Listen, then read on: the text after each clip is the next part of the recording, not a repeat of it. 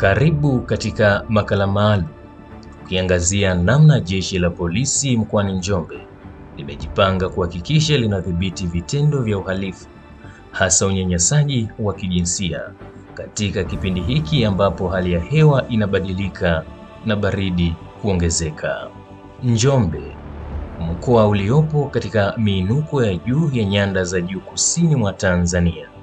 Hapa ardhi hutoa baraka za viazi, mahindi na chai, lakini pia hubeba siri nzito chini ya blanketi la ukungu.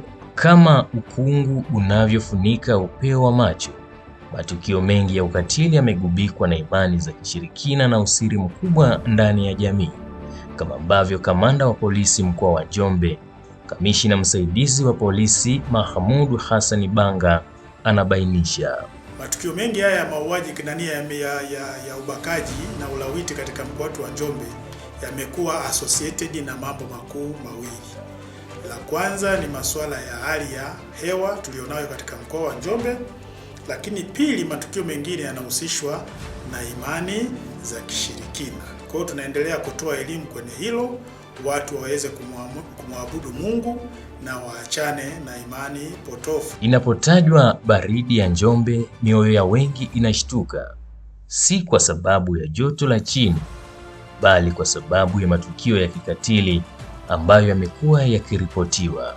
Lakini je, hali ipoje kwa sasa?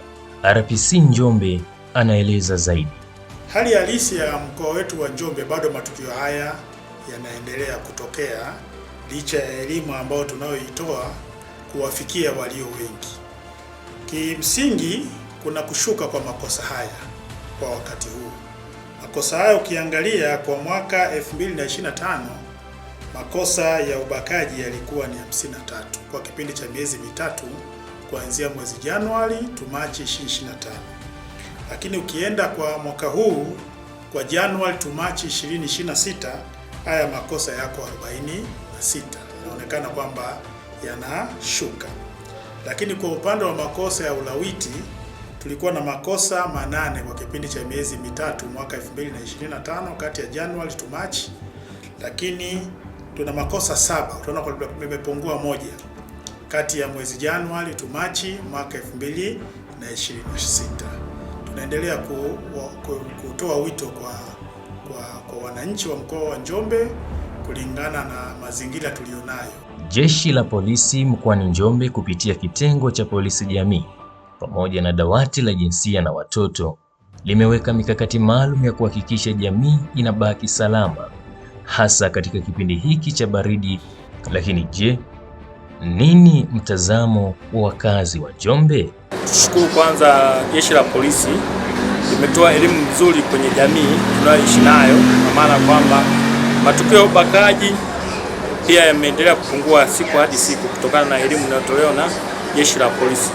Hivyo basi tunaomba jeshi la polisi lisikomee hapo, liendelee kuelimisha jamii yetu ili kwa maana jambo hilo liweze kufutika katika jamii ya Tanzania kwa mkoa wa Njombe. Serikali tunaomba itusaidie kwa upana kwa ajili ya ulinzi wa watoto wetu hasa wanapokuwa mashuleni na nyumbani pia.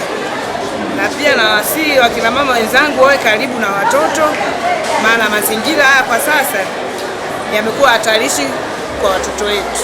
Mpaka sasa hivi tunavyoongea sijasikia kesi yoyote ile ambayo inahusishwa na imani hizo. Kwa hiyo nishukuru jeshi la polisi, lakini pia na serikali yetu ambayo inaongozwa na rais wetu pendwa Mama Samia Suluhu Hassan.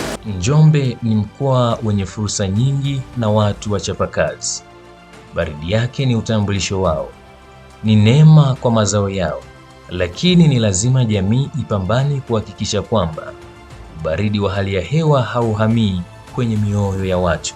Ni lazima joto la utu, ulinzi wa watoto na kukataa imani potofu liwe blanketi jipya la Njombe, ili mgeni anapofika Njombe asitetemeke kwa hofu ya ukatili, bali asisimke kwa uzuri wa mazingira na ukarimu wa watu wake. Makala hii imeandaliwa na jeshi la polisi mkoa wa Njombe.